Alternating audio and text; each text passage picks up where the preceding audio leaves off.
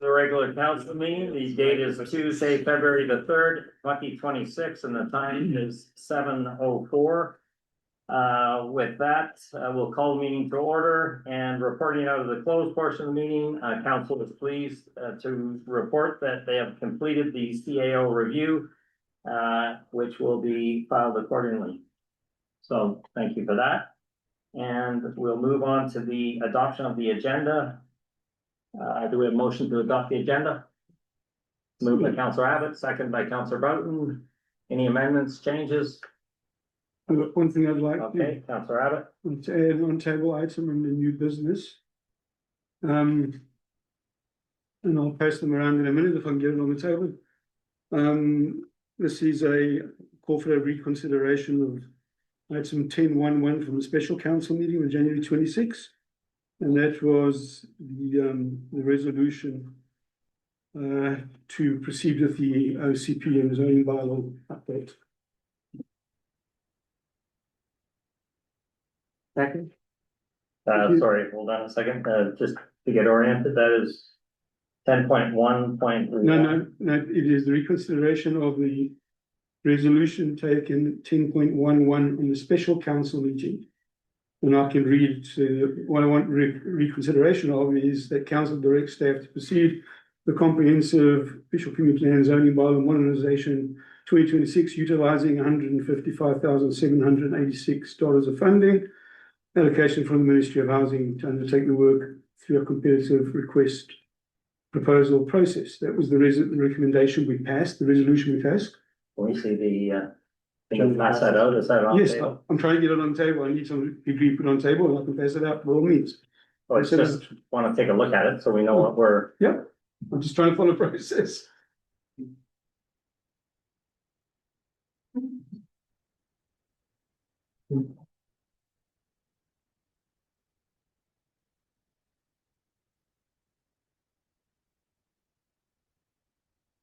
Point of clarification, did council vote in favor of this motion? Yes. Okay.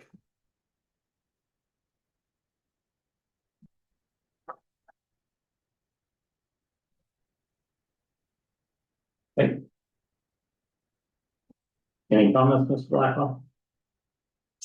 Well, as far as my memory can recall, once an item has been actioned, the resolution's been actioned, it can't be reconsidered.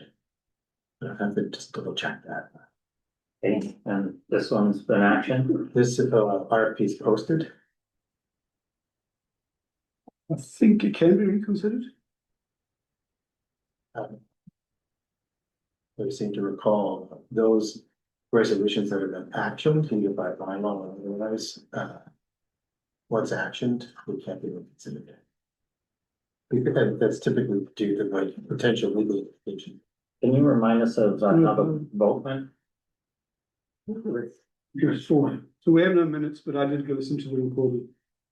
Must pass unanimously. Would it be? So, but this, I think your reference to once a bylaw has been put in place, it's different. I think it's If action's taken on the bylaw. or resolution. Makes sense. So it's to protect against issues where a matter has been actioned and then they changed course, which then creates a situation of liability. And people have then expended time and effort to respond to a certain course of action. But this discussion should actually not be during the adoption. Exactly. Right. Yes. Councillor Conliffe, and then we'll go to Councillor Brown. Through the chair to CAO, would it be prudent to put it on the agenda for a discussion, even if we're exploring whether we can actually reconsider this resolution or not? Yeah, spot on. Through you, that's totally council's purview to decide whether you want to reconsider, debate the matter. Okay, we'll vote on this, and then we can go to any other items. All in favor of adding this back to the agenda? Yes. Opposed, motion carried. Sorry, if I may, I didn't put a seconder on that. I seconded it. Okay. So we'll add this on under new business.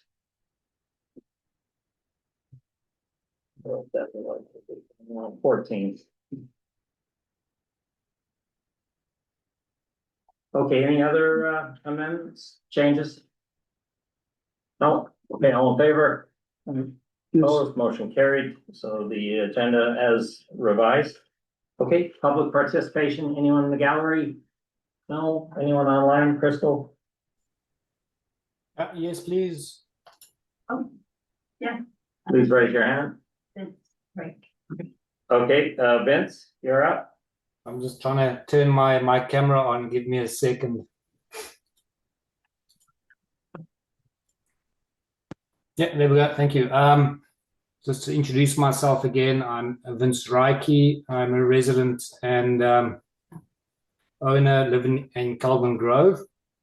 And I've been helping Councillor Abbott and Council with the noise monitoring devices. So I'm just here to offer support and answer any questions if anyone has any questions. And Okay, any questions by councilors? No questions at this time, Vince. Any other comments? yeah, I'd like to go through this. Port Moody has installed the same sensor, and they've had a lot of success. So I'd just like to give a quick overview of what they found in a 1-week period in September. So in September, between the 15th and the 21st of September, in 7 days of operation, they had 619 instances of noise exceeding 80 decibels. That 334 instances exceeding 83 decibels, and 40 instances of over 91 decibels. So these sensors do work, and they provide a lot of good information. All right, Vince, thank you. Anything else? No, that's it. I'll just stand by for any questions and support council. Good enough. Any questions, councilors? Thank- No? Okay, Vince, thank you. Any other speakers, Crystal? No, doesn't look like it. No? Okay, we'll move on. Item number 7, the approval of the January 20th, 2026 meeting minutes. Do we have a motion to approve those minutes? No move. Okay, moved by Councillor Abbott, second by Councillor McLaughlin. Any changes, amendments? I think there's a correction on page 8. Not sure. Pardon me, so it's on the back 50%. Weren't we asked to submit these to the CAO before?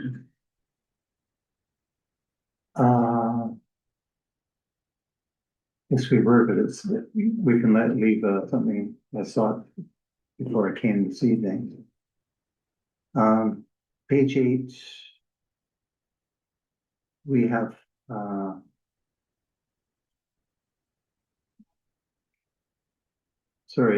top of the page, Councillor Abbott and Mayor Berry expressed concerns about the equity of maintaining the time slots and the requirements for users to provide a wildlife resistant container.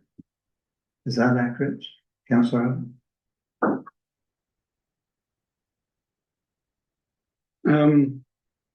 Can't read exactly what is a reference to. Well, I would say that, sorry, that you both Express expressed concerns. concerns, just Yeah. Okay. maybe Okay, fair oppose enough. It concerns. might be different concerns, sure, yeah. Sure, okay. Catches the spirit of the dialogue. Thank you. Okay, all in favor? Opposed, motion carried. Okay, business arising from minutes? I have something, Mayor Barry. Yeah, Councillor McLaughlin. Thank you very much, Mayor Barry and colleagues. I'd like to take a moment to raise a matter that I believe is both pressing and important, with the intent of supporting a more effective and functional council table. Portions of the regular council meeting on January the 20th, and more significantly, the special council meeting on January the 26th, reflected conduct that in my view fell far short of standards of respect, decorum, and dignity expected of elected office. Since that time, CAO Blackwell has appropriately intervened to reinforce established governance practices. In his role as corporate officer, the CAO is responsible for ownership and control of the meeting agenda prior to its adoption, This role is essential to ensuring a clear, fair, and structured process. Staff must not be placed under pressure to include items that fall outside appropriate governance or procedural parameters. Nor should agenda content be determined at the discretion of individual council members. All agenda items must meet established standards to ensure meetings remain focused, orderly, and productive. I'm sure we can all agree on this. Further, Sorry, I'll just interject, I don't agree. The chair and the CAO. I'll strike, can we all agree? Okay, thank you. Thank you very much. Further, every agenda item, whether for a regular council meeting, committee of the whole, or special council meeting, should be supported by a written report that introduces the matter, provides necessary context, and outlines options or recommendations. This is fundamental to informed decision-making and discussion. In addition, any materials, motions, or documents introduced during a meeting must be formally received or adopted by council in accordance with this procedure. This reinforces procedural integrity and ensures that council decisions and directions are properly documented. My sincere hope is that council collectively adheres to these practices so that we can maximize our effectiveness, appropriately support staff in their roles, and demonstrate leadership that inspires confidence and trust within the community. Effective governance depends not only on efficiency, but on creating an environment where constructive dialogue, respectful deliberation, and collaborative decision-making can occur, particularly when we do not agree. My experience to date has reinforced that meetings do not always go as planned. For that reason, maintaining order and appropriate chair authority is critical. Effective chairing is essential to productive meetings, and if order breaks down, council does have the ability, as a last resort, to rely on Section 132 of the Community Charter to assist in maintaining decorum and focus. I sincerely hope we do not reach that point. Thank you for your consideration of these comments, which are offered in the spirit of strengthening council's collective effectiveness and professionalism. Okay, any comments from the other councillors? Okay, Councillor Abbott, go ahead. I thank Councillor McLaughlin for bringing that forward. I do agree with pretty much everything he said. And I think we could get a set of rules together by which we'll all strive to adhere to for the next 6 months. I think we can get some stuff done, because there's a few things that people want to get done, a lot of things people want to get done, some very important things. So I think it's a very good suggestion. I support that intent. Okay, any other comments? Councillor Cunliffe and then Councillor Broughton. I'd like to thank Councillor McLaughlin for bringing to the attention to all of us the necessity to maintain decorum at the council table so we can work on best interest of the village and put personal animosity aside. So. Okay, Councillor Broughton. Okay. I agree that what is on the council agenda is what we should be dealing with. And I'm noticing that virtually at many meetings, there are numerous on-table items, which are, which in the spirit of what's just been said, is not providing information for all the council to consider or contemplate at all. So yes, I think that we need to ensure that we maintain a level of decorum. There was a number of statements that were made in the last meeting that were out of order, and we've been encouraged by the CAO, the corporate officer, to identify when a matter is raised that is out of order. We've been encouraged to police ourselves as a council and identify those, and which I believe is what was happening on numerous occasions in the previous meeting. It was very unfortunate, but also quite necessary. There was language and assumptions that and presumptions that were out of order. So, and they were addressed. Okay, thank you for that. I'd just like to thank Mr. Blackwell for sending out a note to councilors to remind them that proper decorum is expected. And I would also just like to point out that when there is instances of incorrect information that's put out, councilors all have an opportunity and an obligation to correct the record. So I know at the last meeting, there was a number of items that were put on table and read and put into the record. Councillor Abbott read and put into the record his statement, and of which other councillors didn't necessarily agree with those points.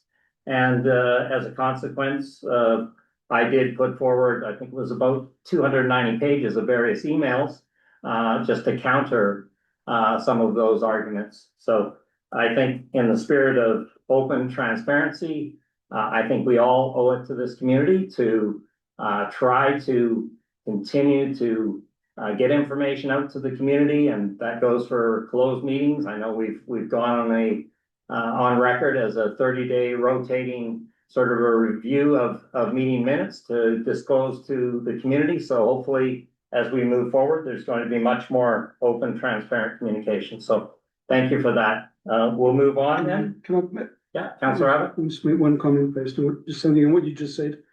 I do not believe anything that I stated was false, untrue. And as you're well aware, I read the first 24 pages of your 290 pages. And on that one item, the only matter that is missing is my email stating why I would not come to the meeting. So it is selective.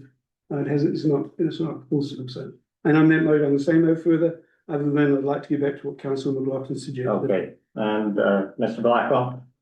So I'm gonna color outside of the lines and again remind council that if you talk to the issue, it means you're not talking about individuals. As soon as you start calling out individuals and talk about whether you agree or disagree with a specific individual, you guys are destined for disaster. It's happened for 2.5 years. The only way you guys are gonna maintain the table and achieve what I hear tonight you wanting to achieve, which is fantastic. Then you have to stop personalizing everything. You have to agree to disagree. There's a time and place for each member of council to say, well, I disagree with the comments I've heard, here's why. And that can be done very respectfully. But as soon as it becomes a game of finger pointing, it soon goes off the rails. So that's the challenge that is solely yours. I can't really help you with that. It's not appropriate for me to step in, and it has to be, that is your round to manage. But these are my observations. If they are helpful, that's great. Okay, we'll move to item number 9, the action log 9.1. Any items councillors would like to highlight? Sorry, can you just bear with me because I took notes in the previous I'm ready to. version of the agenda. Okay, Councillor McLaughlin. Thank you, Mayor Perry. I think on these, the first one is, I think it's item 361. It looks like it's done and that can be struck. You mean 316 or? Sorry, maybe my number's wrong. There is a 316. 316 is the water shortage that Oh, I yes, think the thank ASAP you. took care of that. Complete as of Yeah, March that's- 19th. Yeah. Yeah. We're good there. Okay, And any other items? yes, thank you. And it is.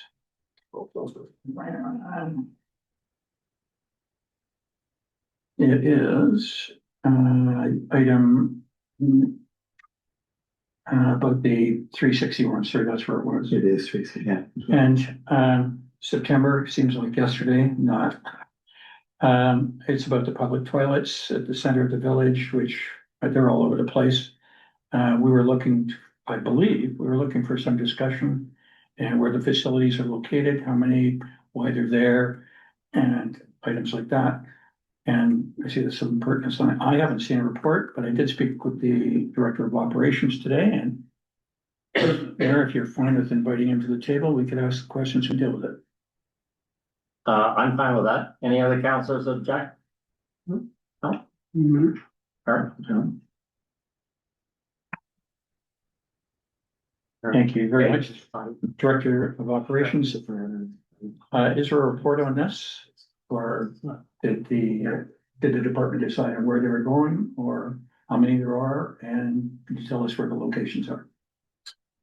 Through the chair, my understanding of this line item, is the washrooms identified at the two beach parks are fully functional and within the center of the village area.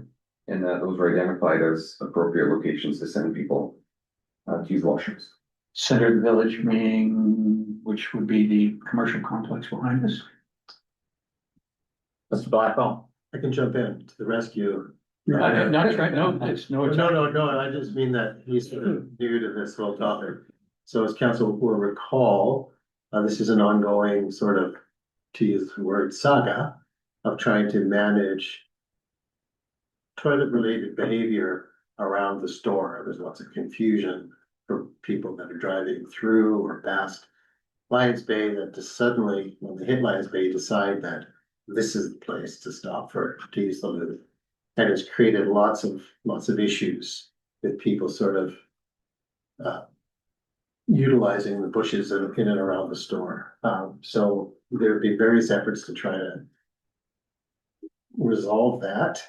You will recall that Mr. Burr facilitated the placement of two washer porta potties in that location that didn't go well. Some issues with that, so they were pulled out.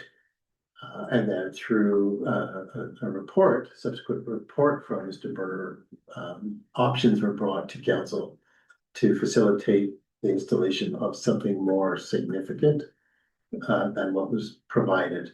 And there was gonna be a sort of a, so we're looking for a quid pro quo, I can't think of the word, where we would lease for $1 sort of idea, not literally, but effectively an area to install some portable washrooms, et cetera, et cetera. Mr. Burr then was going to review these details and other cost implications and how many and how would that work and so forth. Bring that back to council, and that has not yet happened. So yes, we have these other washrooms, but that's great, but this is about the ones just on the road here. Specific to that. Yeah. Thank you very much. Okay, So- any other comments? So we'll see that report in the next, Soonish, whatever that is. I'm only thinking, because it looks like, Ideally, hopefully before this next summer season. thank you very much. Okay, Councillor Allen. It says here that the two beach park washrooms will be left open permanently for people to use. It's a suggestion here. But they're not winterized, are they? They weren't, That's they fine. were, Correct. Yeah. And open, yeah, but we'd have to have a conversation about what that means. For reasons of winterization, plus there's issues if they are left open all night long, I'm sure you know what those would be, et cetera. So they've been seasonal historically I don't see. They were both, and locked at the time that the beach park officially closed. but just to be clear, the new beach park, there was talk about having that all year round. The final decision was it's not winterized, it's only summer operation. It's no heating, correct? Mr. Blackwell. Thank you. Yes, it was debated, it was gonna cost more, so the decision at the end of the day was not to winterize it. I think it would benefit from being winterized, should it be needed for winter related events. But that's not the course it took, so it will not be winterized and will be closed over that period. Okay, so this suggests that action can't actually happen the way it's suggested here. All right, any other items? Delete 365. Delete 365. Complete option. Okay, anything else? As what out in 364,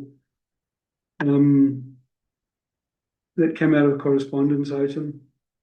Is that still going to happen? It's a March deadline. It says ongoing and a committee of the whole discussion. That's the one about the accessible parking orders. Handicap. If I may. Yeah. To chair, I believe that was because when this other parking plan item. It's in the parking plan. Yeah. Thank you, Tim. So it's all Deputy Code Officer, it's in the parking plan, Councilman. becoming one at this point. Parking plan request. Again, if I may, obviously it needs to be applied for outside of the parking plan, but doing the audit, I believe would be a part of. Okay, but this deadline for March 26th, we're not gonna be able to do because that's gonna take longer. So I'm getting told? Mr. Blackwell? It's a tricky one. I don't know right now. I'm gonna have to sort of, we're Come gonna back have for the to, next meeting. Okay, yeah, we're gonna have to put our heads together because there's a whole bunch of funding opportunity. There's an age-friendly grant that is available. That's something that council can consider. There's a, what was that one that I wrote on my board today about accessibility, something? There's- Yeah. that's it. Active transportation plan, funding, which would be 100% funded. It's another one. Whether or not something like this can be consolidated, I don't know. There's a lot of balls in the air right now, so I'd have to report back to see about making that happen. Okay, can we add in a rolling reporting out of the closed minutes as well as an action item? If I may, I believe that's on the close. Close the agenda. action item, Okay, the close list. that wasn't reported out. No, it's the last item on the closed action item, Okay, so it's a continuing thing. It's on the list, it's just the close. all right, good enough. I thought that, would that be something we could put on the open? That's not a closed matter, is it? Yeah, Mr. Blackwell? If I could, so that's just standard practice. We do that anyway. It doesn't really have to be. To me, it makes no sense put in our basic work as part of the action items. Is where where do you draw the line? That's just a standard process. So, Okay. yeah. Yeah, is there any way that we can get a copy of those closed minutes? Or maybe an electronic copy? Action items? Yeah. Yeah, they're usually there on the agenda. I think I'd requested a copy of the closed and I'm still waiting on them. Does that require a motion or can I just The closed, add that? the closed action items? The actual copies of the minutes? Oh, Yeah, how would we get a copy of the minutes? Well, they're made available on every agenda, so I'm not sure. How far back would you want them? Just for the year would be, Sorry, I am beyond that, I have photocopies of things like this. okay, Big for you, so it's coming. fabulous. I wasn't sure whether we needed a motion or not. Okay, good. Any other items? So the closed minutes will then drive the 30-day review, is that? Was being Yeah, suggested Mr. here? Blackwell. So I'll be honest, I won't sugarcoat this. I know you guys have this 30-day review request. Staff will get to it when we can. That may not be 30 days. We have other more pressing priorities. So, when we can get to it, we will. Staff's goal is to ensure that, both legislatively, these things are done. Mhm. But we also know this is of importance to council, and for that reason as well. So it's double the duties it's about. But I can't tell you that we're right to the other thing. I can't tell you with certainty that we can always get 30 minutes. Council Brown? Yeah, no, I mean, I really recognize the workload and the number of things that we put on in the last 2 or 3 meetings as well.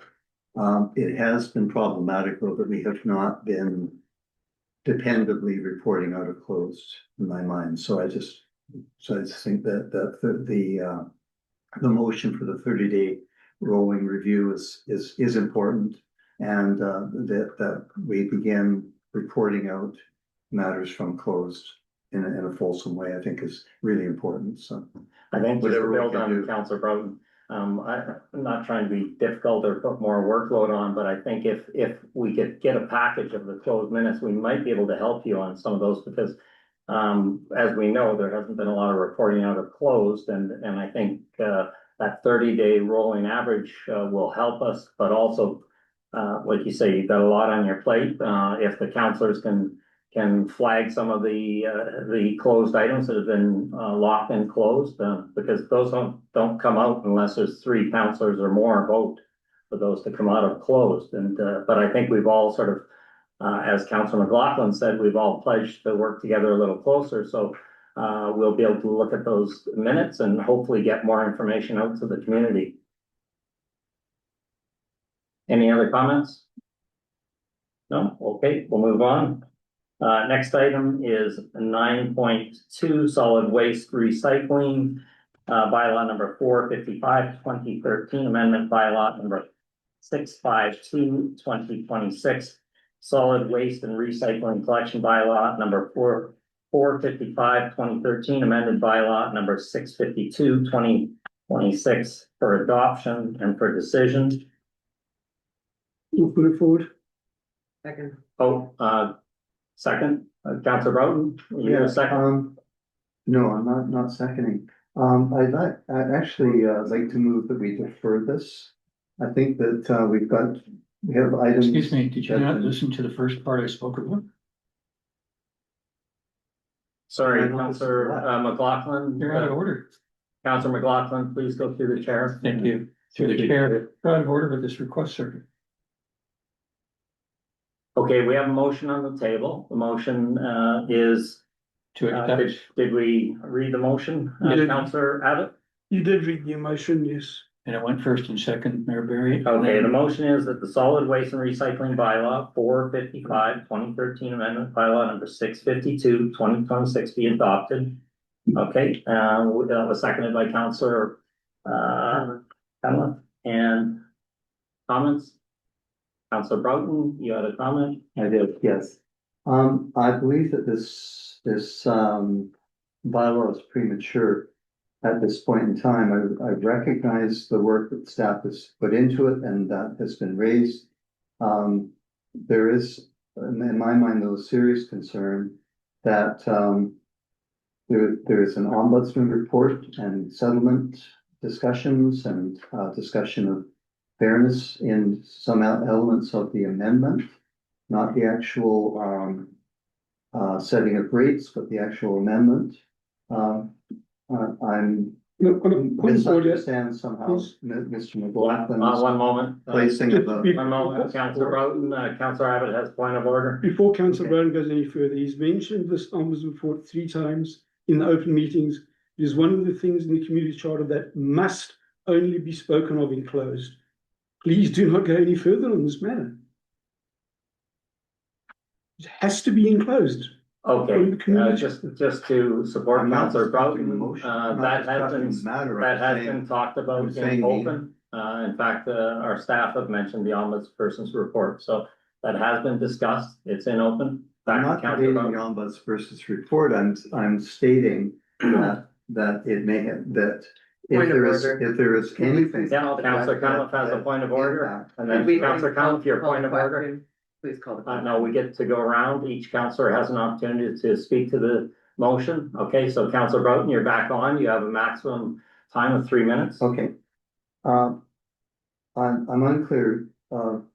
Councilor McLaughlin there's discussion of a task force looking at best implementation of how the solid waste and recycling collection takes place.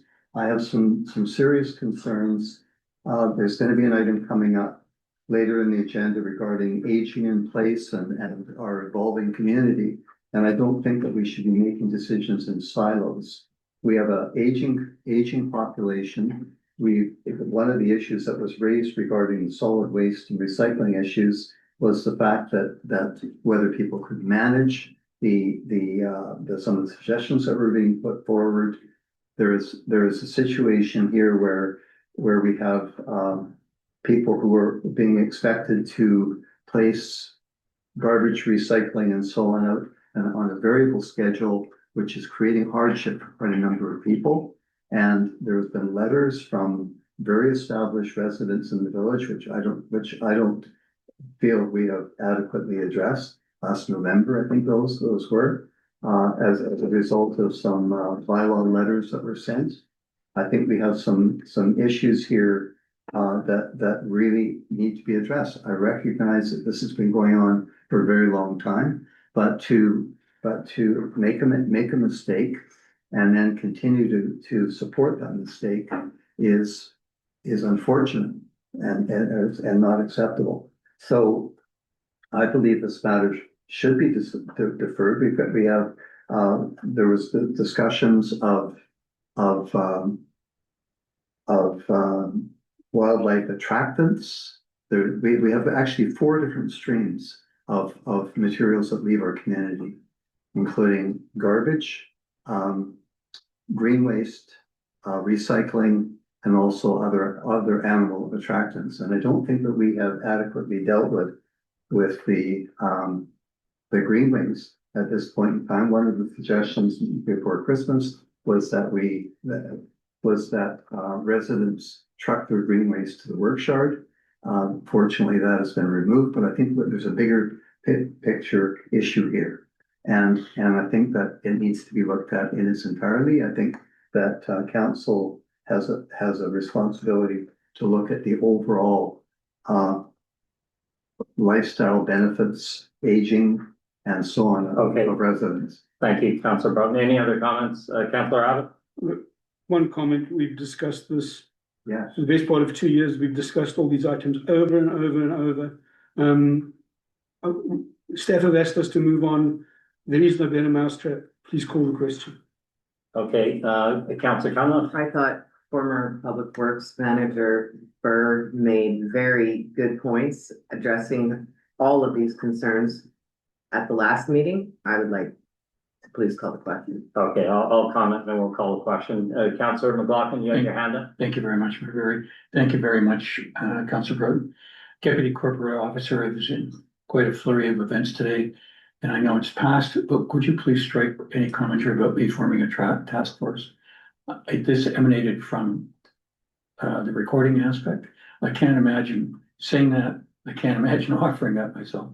Okay, just before you strike that was, I think I'm allowed to comment. I think that was one of my key points was you talked about putting the task force together to reach out to the community, Councillor McLaughlin, and I think that was a good idea because things like moving the time from 5 a.m. to 7 a.m., which I believe doesn't even comply with an ombudsperson's request, and also just reaching out to the community, maybe getting their feedback.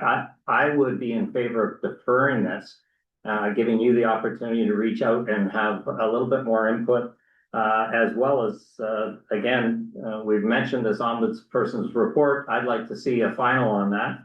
And I'm not comfortable with the time being moved to 7 a.m. I know that was called a friendly amendment, but I don't even know, Mr. Blackwell, would that be legal to implement those times?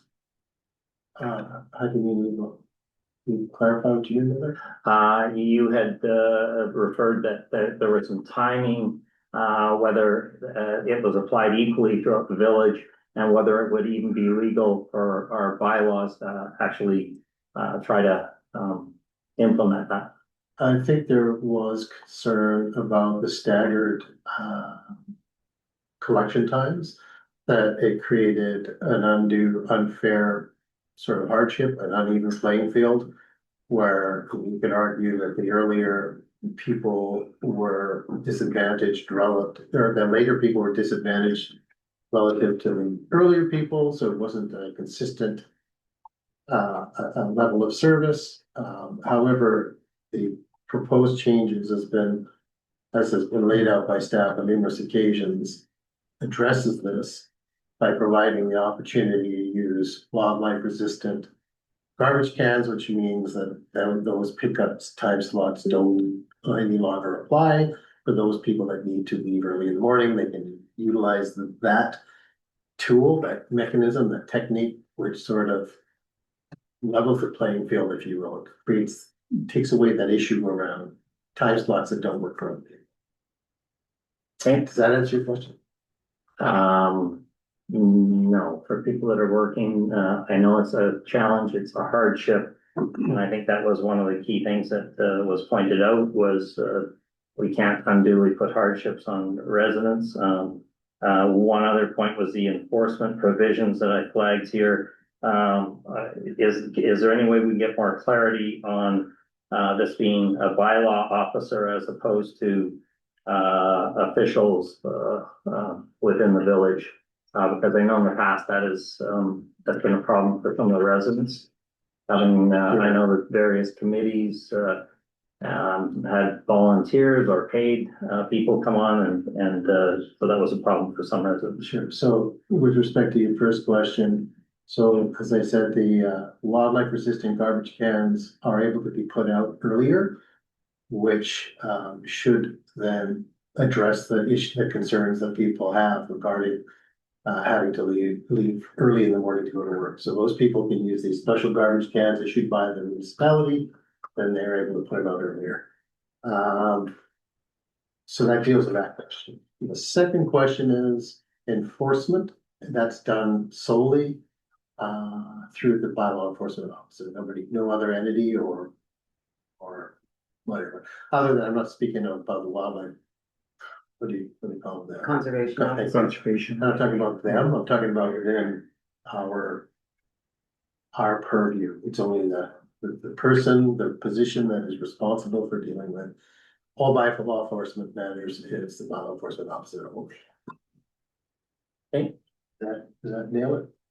No, I've still got more questions, Councillor Brown. Just picking up on the mayor's point here. The bylaw enforcement officers or any other municipal official appointed to administer or enforce the provisions of this bylaw are hereby authorized to enter at all reasonable times upon any property or premises to ascertain whether the regulations or directions herein are being observed. So who would be another municipal official that might be appointed here? And do we have why do we have this in our garbage bylaw when it's actually defining the bylaw enforcement officer's role? I would think. Through the chair, that's a great question. The answer is that's boilerplate. It's in every bylaw that deals with enforcement. What it states is that any sort of appointed officer, which is usually something that's resolved through a council resolution, sets out certain job positions that fulfill that function. So it's positions like building official. It is like bylaw enforcement officer. It can be one or more public works people, be the director of operations, it can be the CAO. So the reason for that is it builds redundancy, should that be required. So it's a good question. It's one that is not uncommon. Because the wording is concerning, yeah. And it's boilerplate. Private property. Yeah, that's boilerplate language. Okay. And it's consistent with either the local government act or the charter. I can't remember which one now. Okay, all in favor? Yes. Opposed? Okay, motion carried. Hey, could you? No, yeah, okay. Okay, we'll move to. Just, yeah. If I could just advise of one final comment. These revisions that council has had in front of them with regard to this bylaw just deals with one specific scope. It's not the whole bylaw. There are other issues. So you should not expect to never see this again. When there's time, this has to come back for a more fulsome revision. Modernization might be the word. What you have dealt with just deals with a small set. It's a very narrow piece. Yeah. Okay, item 9.3, building bylaw. Motion is that the building bylaw number 649, 2025 be adopted. Do we have a mover? Moved by Councillor Abbott, second. Councillor Cunliffe. Discussion. Question? Okay, all in favor? Yes. Opposed, motion carried. Okay, item 9.4, solid wastewater utility user rate amendment bylaws, number 661, 662, and 657. We'll do these individually. We have a motion that the water rates regulation bylaw number 2, 1971 amendment bylaw number 661, 2026 be adopted. We have a motion for that. Moved by Councilor McLaughlin, second. Councillor Abbott, all in favor? Yes. Opposed, motion carried. Next motion is that the sewer rates and bylaw number 122/1984 amendment bylaw number 662/2026 be adopted. Do we have a motion for that? Moved by Councillor Bowden, second by Councillor Cunliffe. All in favor? Yes. Opposed? Motion carried. Okay, next item is motion that the garbage recycling collection bylaw number 455/2013 amendment bylaw number 657/2026 be adopted. Do we have a motion for that? Yes. Seconder, Councillor Cunliffe, discussion, Councillor Just to Bowden, clarify, this is setting the rates, right, for the garbage in a second? Blackwell, That's correct. Yes, okay, okay, thank you. all in favor? Yes. Opposed, motion carried. Okay, next item is 10.1.1 Memorial Park. And this is on page 96. Mr. Blackwell. Is it possible to bring back a motion on this? For reconsideration? Yes, Okay, I believe it's within 30 days. Did you want me to introduce this first? yeah, why don't you introduce it?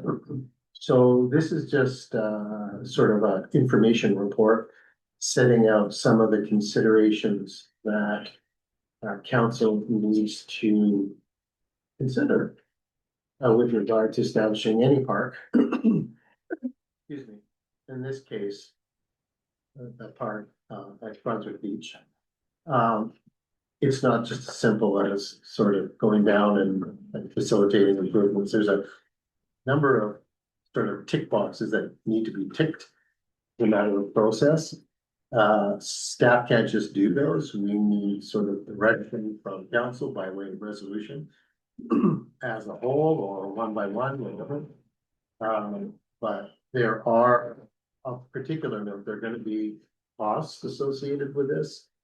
In other words, because there are works that have occurred within the SPIA, Streamside Protection Enhancement Area.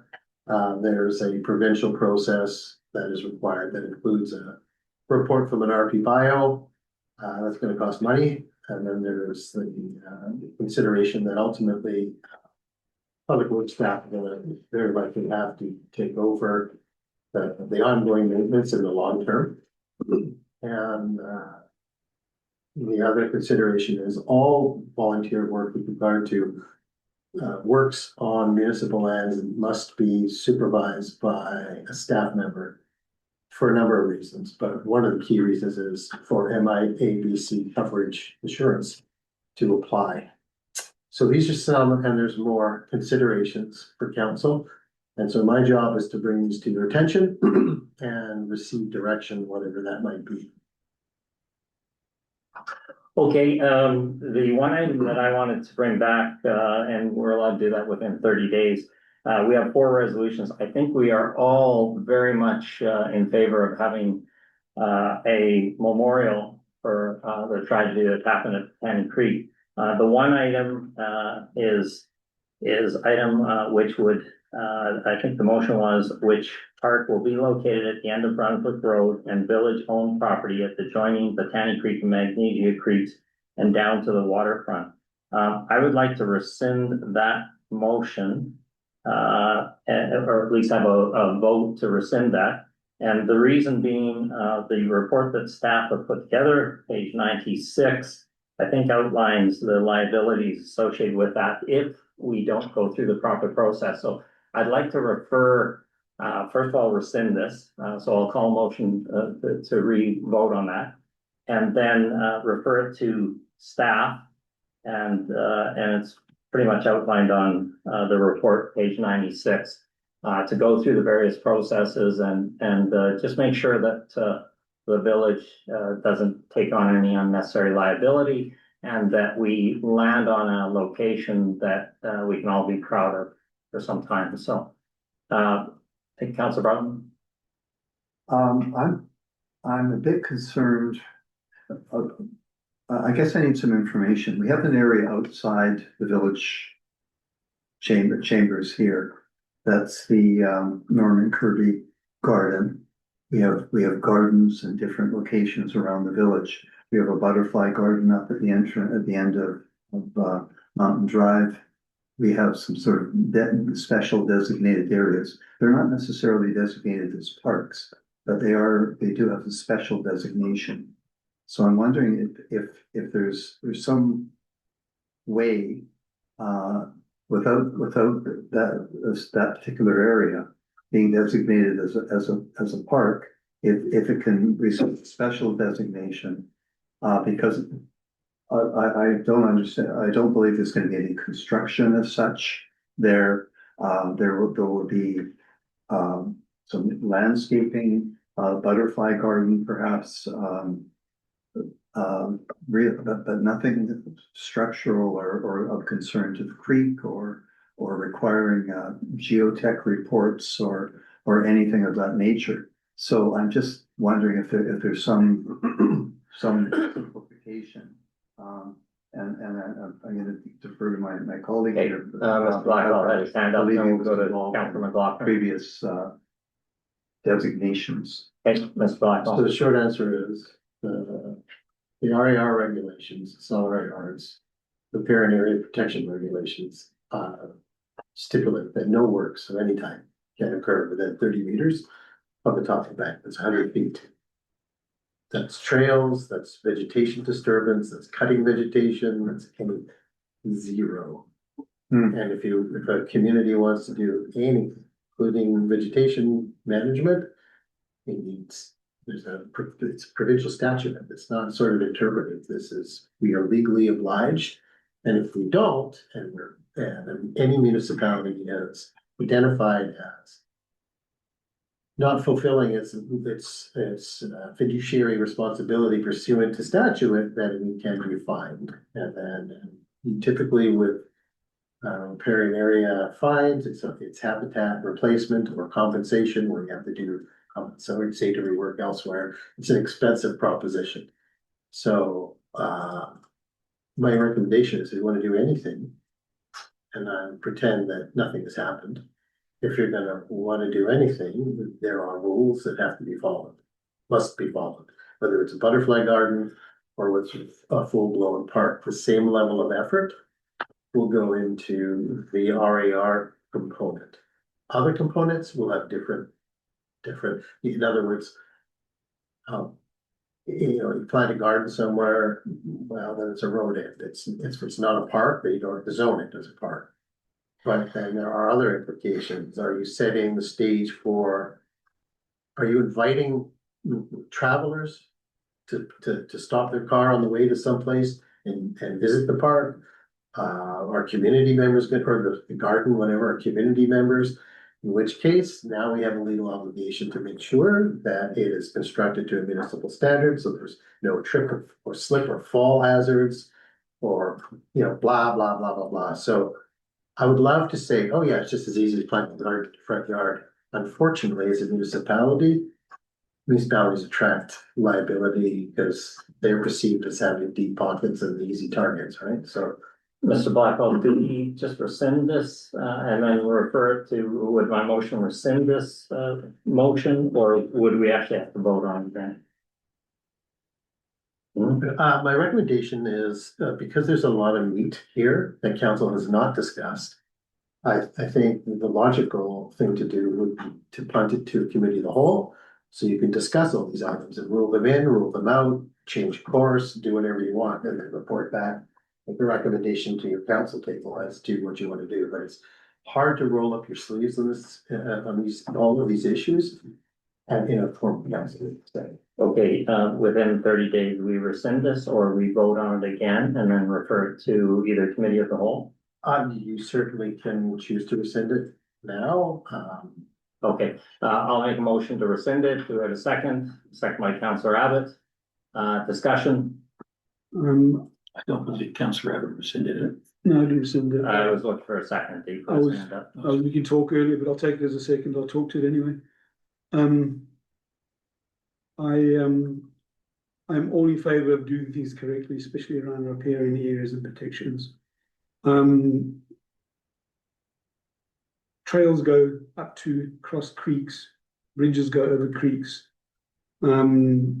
this happens, I understand there's very restrictive recommendations or prescriptive regulations about what you can do. But I'm sure there's a way to create a park near the creek, because that happens all the time. Yes. So, we should be able to do this. What I would be concerned about is, cutting of the trees there, because that is one of the things that are riparian areas we need to be careful about. And I wonder about the significant tree that got cut by the works yard there a year ago, which I think was within 30 feet, 30 meters, should I say. So I hope we pay careful attention to that and do it correctly. And I'm not in favour of rescinding this. I think council have given staff direction to go forth and do something. Staff have come back with their concerns and all the reasons. As far as I'm concerned, as far as I believe it, should go back to those concerns, address them, and move forward and do this. This is what residents want to see, what council wants to see happen.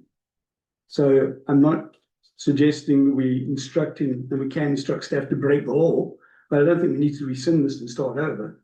We need to just work through the issues you've raised. Okay, Mr. Blackwell? Through you, yeah, this is why I'm suggesting the council sort of discuss this at a committee of the whole. One of the pieces, for instance, that was not contemplated to my knowledge, is that normally with a major park project, like a memorial park, there's a public engagement process. So the broad community is invited to share their thoughts, their ideas, their aspirations, and sort of all of the ingredients are put together to create the product. And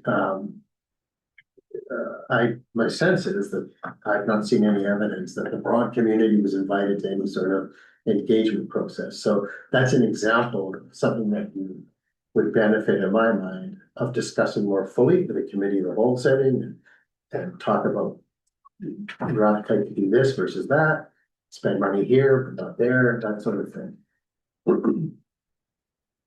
I think that to the mayor's concern, I'm certainly not speaking for the mayor. I don't think, I didn't hear that was mutually exclusive. My sense was that the concern was that the clock is ticking with regard to city promotion, rather than being opposed to council debating it further. That was what I thought I heard. Yeah, look, I'm not opposed at all to having a memorial. What I'm opposed to is that staff gives us a report, says we've taken on all sorts of liabilities, that we're sort of putting the cart ahead of the horse. So I think this refers it back to staff and also to a committee of the whole. And we move forward in a proper manner that minimizes exposure, liability for the community. So, yeah, Councilor McLaughlin. Thank you very much, Mayor Barry. I'm not in favor of rescinding anything, but I would receive this report and put the two pieces of legislation before a committee of the whole, and we can deal with it there. Okay, I'll call a question. All in favor of rescinding this and referring it to staff and committee of the whole? So you said rescinding or rescinding? Rescinding. Receiving this. Okay. No, we're voting on two it. different things Voting going on on. the motion. All in favor of rescinding and referring to staff and No, also a committee of the whole? Those in favor? I know, I disagreed with rescinding. Okay, So could you those in repeat it? favor? I just Thank you. made the motion. Those in favor? Okay, opposed? Okay, motion defeated. All right, Motion to put this legislation along with the resolution recommendations, which were approved by council, towards the committee of the whole time. okay, Thank you. Second. all in favor? Yes. Opposed, motion carried. Okay, next item. 1.1.2. Planning issues facing Lions Bay, and that is up to you, Mr. Blackwell, to walk us through. Sure, so I put this on here, just as information to start a discussion. The reason for that is, council has expressed a desire, the recognition of the importance of community conversations.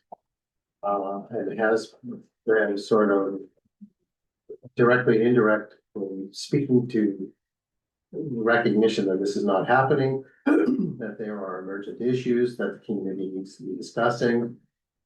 Council's aware of what those are, but it's not really happening. So, should it happen? Yes. This is sort of just a minor attempt from a planning perspective to introduce some of the discussion ideas that the community should start thinking about having conversations about. It's not to achieve anything, it's not to facilitate anything, it's not to move anything along, it's just other than to facilitate some informed conversations and perhaps cause the community to take interest with regard to wanting to have conversations about some of these big, hairy, audacious challenges that are coming down the pike. Not talking about them is only going to harm the community, but confronting these difficult issues is going to set the community on the most stable footing.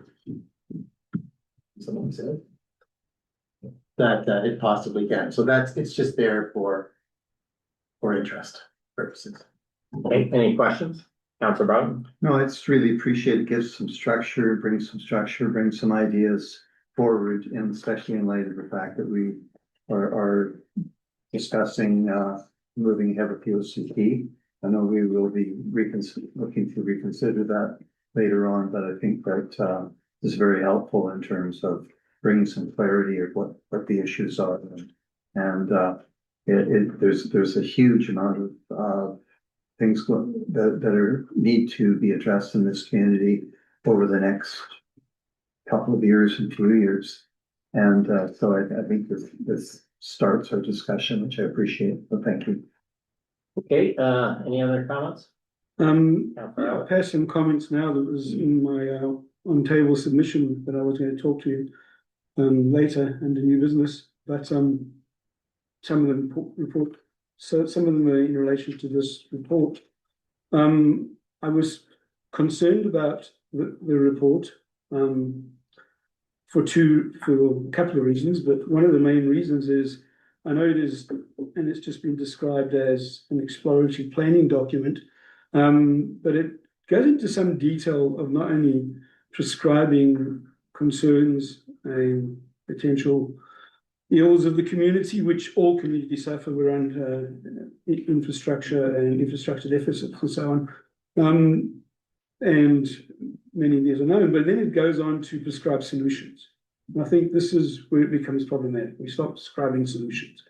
And we've agreed to go ahead with an OCP review. I'll talk to that a little bit later, my concern about that. But we have this document. We had, a previous residence survey that we also had land use questions in it, and made states, given that this will happen, I'm concerned that we need to step back and start from point of asking residents their concerns, asking residents open questions, not prescribing how someone should react, and certainly not prescribing solutions. My other concern about this document is I think it is a very generic document. It's taken from other places, but it's not presented as that. It's presented as Lions Bay specific. And when you make statements in here that suggest that Lions Bay seniors are passive recipients of service and not active contributors to social and cultural and civic life, it's off the mark, because that is certainly not the residents of Lions Bay. So I think I'm concerned that we need to take a step back and just be careful about how we present these things in these reports, especially when they prescribe solutions. Okay, Mr. Blackwell. So let's see if I can sort of help answer some of those questions. So these items that you're referring to as solutions, these are ideas for the myriad ways that a community can look at addressing, confronting, solving some of these big and emergent issues. There's no recipe for success here. It's to facilitate a dialogue. So in other communities, I'll give you an example. This is actually a national award-winning project. It's called Couch in 2050. It's the first of its kind in North America. The short strokes on it were that before we got into a major conversation with the community, we spent a year in investing in the Couch in 2050 speaker series, which invited on a monthly basis the top experts from North America to speak to various issues, aging in place. There was Gil Peñalosa, who was the author of 8 to 80 Cities. There are quite a number of speakers, Abby Friedman, who spoke about various housing forms and so forth. So what we did there is give people information, because this stuff is not inherent knowledge for most people. You don't interface with it on a daily basis. So we front loaded this with information before we got into a bigger discussion on, so what do you want to do? That's what this is trying to do in a very, very, very, very superficial way, is to say, here are some issues, here's some solutions. There's many, many more. But I'm not afraid, and I don't think any community should be afraid of having these conversations. We should not be shying away from these conversations. Communities need to have the courage to lock horns with these big issues and have these conversations. Where things go sideways, in my view, is if these conversations don't happen in a collective environment. They happen in all of the little dark corners of any given community. That's not productive, and it doesn't lead to good results. So this is just a sort of I don't have much time. This is all the time I could provide. It's the best I could do for the time I had for Lions Bay. You mentioned issues around aging in place. I was doing my PhD on aging in place. Dissertation was the spatial implications of aging in rural communities. And through the research I was doing, there's a direct correlation with the physical and social determinants of health and aging relative to the design of our communities. And in North America, the worst place to age is in rural North American communities. They have the worst health outcomes because they're not designed. They're designed primarily for the most mobile and active people. And those that fall off that bell curve either end are not as well served. And so when people, for instance, lose a driving license because of age-related issues, whether it be macular degeneration or whatever else, their world really shrinks. And there aren't the same opportunities as somebody who has no physical impediments and maybe 45 years of age, where their social, if you want to call it social mapping, is quite large, it's quite extensive. Maybe Metro Vancouver sort of, that's their social network. When you start having these age-related contractions, that shrinks until it becomes untenable for people to live in the community anymore. So this is intended to sort of point out that this is a risk for some people in this community. And it's, in my view, it's worthwhile having a conversation to see what, if anything, can be done to sort of guard against or put guardrails up against that sort of drift. So that speaks to the potential for drift rather than sort of Okay, folks, we're gonna move this along pretty quick here.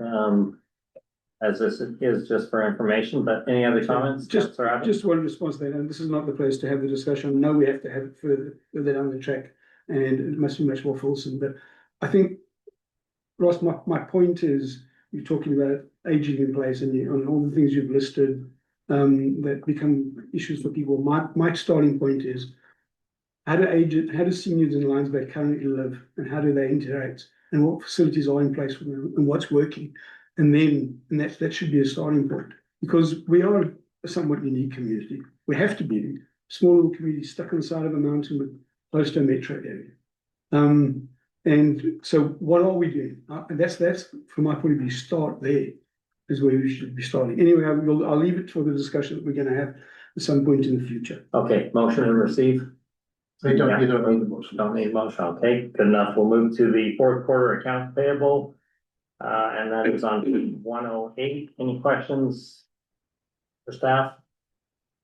Mr. Cherkoff is in the gallery of. No, didn't see you hiding there. Come on up, Joe. Join us. Just the standard, page for Q Park. If there are any specific items, please reach out, and I can look into the specific details, not just spending on the Lions Bay Beach project. What you see the bigger ticket items. All right, any questions? I have no questions. Yeah, that's what I thought. I might, you said no question. So you said no question, sorry. Yeah. Councillor. I might have questions another time. We only got it yesterday, so I haven't even looked at it. So if I've got some questions another time. Any other questions? All right, thanks, Joe. Okay, we'll move to climate action at 10.2.1.1 and the, I'll pass it over to you, Councillor Abbott, and you can walk us through these two motions that are recommended. Okay. Just go over the motions first. 1 second.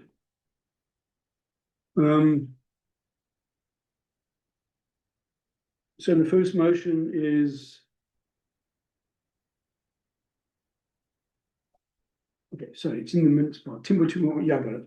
Okay, so the first motion was that staff be directed with support from the Climate Action Committee to apply for the Federation of Canadian Municipalities Green Municipal Fund for funding to undertake a municipal fleet electrification transition study, 80% grant funded, and the staff be directed to prepare requests for proposals.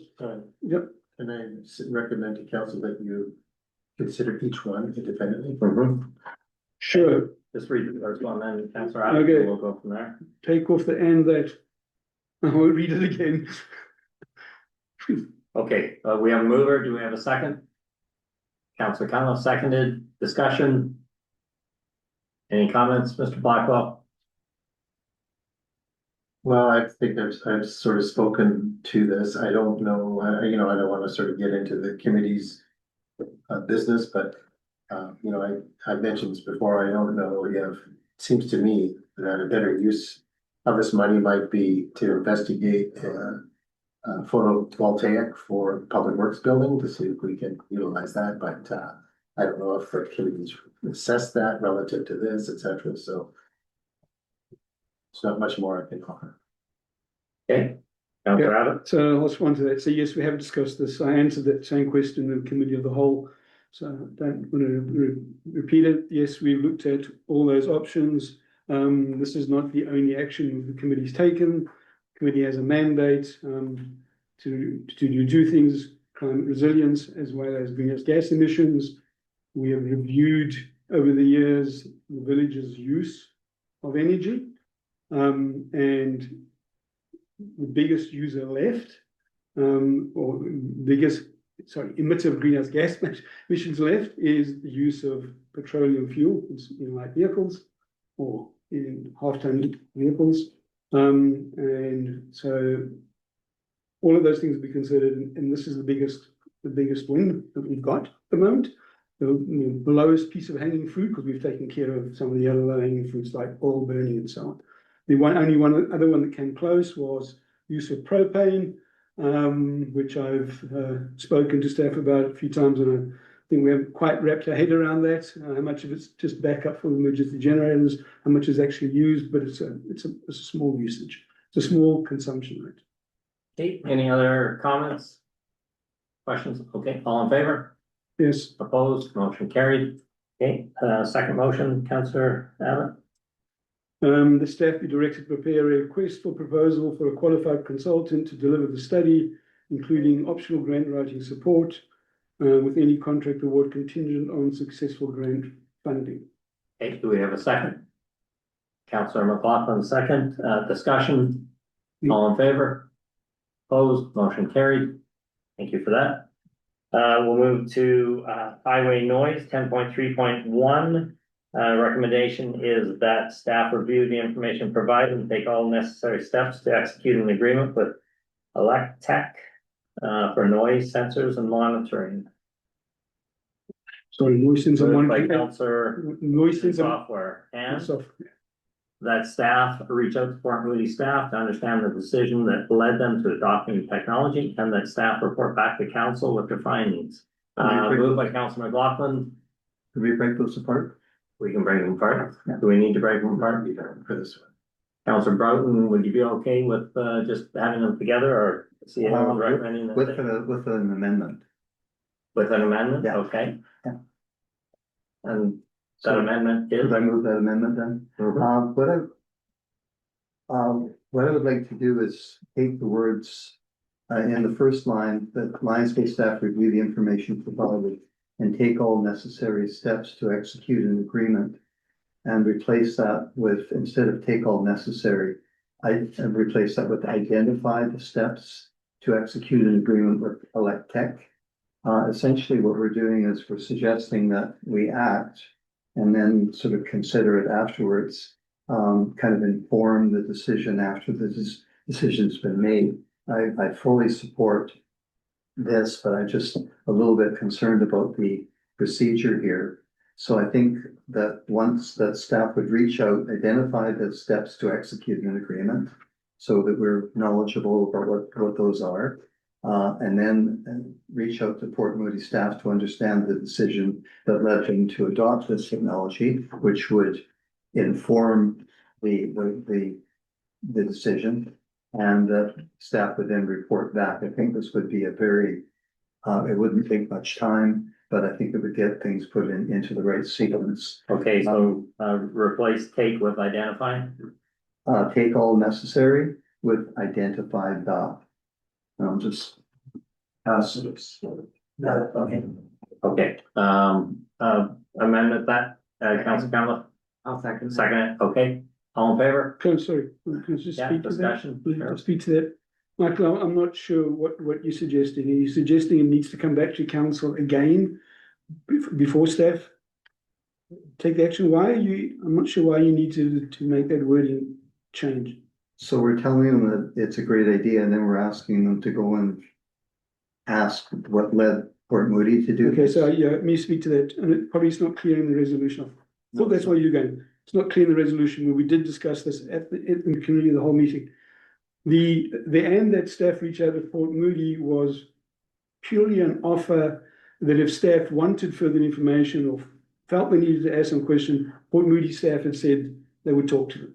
That's all it was. It wasn't that there was a step that needed to happen. I've already had discussions with the council in Port Moody. Their staff have given the committee a report. And so, yeah, I just want to make sure we're not adding an additional step. This has to come back from Blackwell, another recommendation. you have your hand up? Based on what I'm hearing, my suggestion to council is to whoever moved that, The amendment? I would withdraw, well, certainly, I would withdraw the whole thing. And just limit it, if, based on what I've heard Councilor Abbott refer to, the only thing that matters is executing an agreement with this company. Yes, So that's all it needs to say, you don't need anything else in there, I'm happy with that. because we staff don't have the time to reach out. If council's made its decision that this is what it wants to do, there's no Yeah. point in staff reaching out. That was purely a safety Okay. net for the felt we needed to. With the new suggested motion, Councillor Abbott, moved that, seconder. Okay, second by Councillor McLaughlin, all in favor? Yes, Opposed, motion carried. If I could, I just want to bring to attention that council strategic plan now has almost doubled in size in just a couple of months. And so we have reached a level where we just can't do everything that you have decided to take on with this great ambition. So what I would ask council's support around is bringing all of these work projects to council so you can start setting some priorities, because we can't do them all. With the current staff complement we have. I would be in favor. this is a quick and easy one. Okay, all right, with that, we'll move on to correspondence. Any correspondence, Councillor? So new businesses after correspondence. So Item 13, Mayberry. is it possible that I can get Correspondence is 13. an answer? I gotta wake up. I Thank think you. that CAO is looking for a resolution or just an agreement. On it. Please bring back the strategic plan to the next committee of the whole, so we can have a discussion and prioritize for staff. Okay, just the way I move her. Council, we don't need that, I just need that.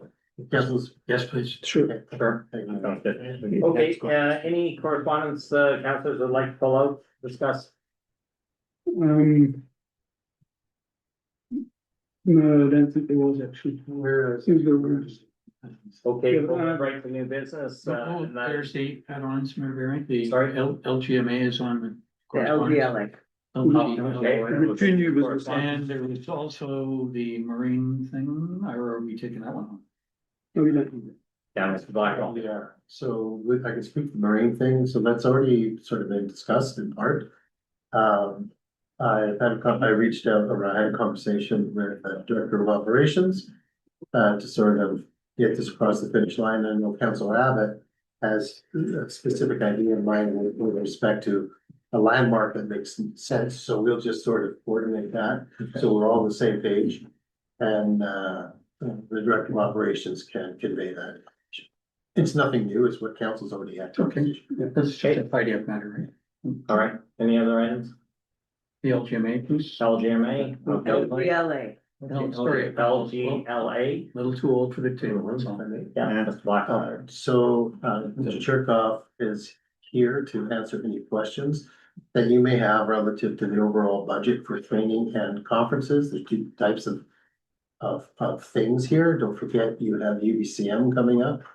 And this will be this council's last attempt to convey the pressing issues that are facing this community to. And the LGM. LGMA coming in. And you also have the LMLGA coming up as well, so. Mr. Cherkoff could talk about what monies are available, and then you guys are in the position of being able to. When is the Shuffle. LGMA? That's in March the 11th to the 13th. the, No, this is the LGLA. the March 11th to LGMA, the 13th. LMLGA is in April, I I'm believe. not sure when it is. I believe it's in April, September, Anyway. end of April. and September is what we see. Yeah, There, yeah, if I may, very end of April. yeah, like 27th, Like, 28th. ends on May 1st. Yeah, okay. Okay, Mr. Cherkoff? Through the chair, so the budget for travel and conferences training for council specifically is $11,000 for 2026. In context, in 2025 is about $10,000 and it was spent 7,800, so we were $3,000 under budget. LGLA, as mentioned, in March 11th to 13th, price tag is $495 per participant. UCM, Is that with hotels or without? it's in Richmond, so I would assume that there With would no hotel? Yeah. Yeah. But there's kilometers. And then UBCM is September 14th to 18th in Vancouver. Last year, when we registered for UBCM, it was $1,000 per participant for early bird registration in July. Their registration opens in July, and that's when we'll get the prices for that. Just if I could on that one, if you delay, which has been the case in the last couple of years, it bumps up to about $1,500, so. Sorry, what, That's the early bird for UBCM. UBCM. what did you say LMLGA was? $495. No, LMLGA. There we didn't get a price. Yeah, LGLA is $495. I don't have LMGA. I think it was, LGMA. Too many acronyms. I think UBCM is at Whistler this year. It's in, UBCM is in Vancouver. Was it? the LMLGA. Yeah, downtown convention center. LMLGA is. Say that 5 times. It's like you guys are making fun of me here. Do you want, maybe you should just email it out, look for interest and And then bring it back. then bring it back. What do you think? No, Could we did see, London. could we see who's I would be very interested, but I'll be away, so I'm out of the picture, so that. Depending on, it may be clear that there's 2 or 3 people want to go, and that would seem to me like good value. So the discussion that you need to have is. How many does this council want to send to the UBCM? You don't have to pick the topics of the ministers you want to meet with. Well, if council has a desire to do that, I'll make that happen. But we need to determine setting a budget for the number of people that you want to attend UBCM. How many people do you want to have attend the LMLGA? Is that at Whistler this year? LGLA is in Richmond. I don't know. The LMLGA is. Whistler. Yeah. So that's a bit more money. than UBCM in Vancouver. And then this is the Leadership Academy. The LGLA is purely Leadership Academy for elected officials. The other ones are conferences. For sort of, what's the word I'm looking for? Not sure, it's sort of networking and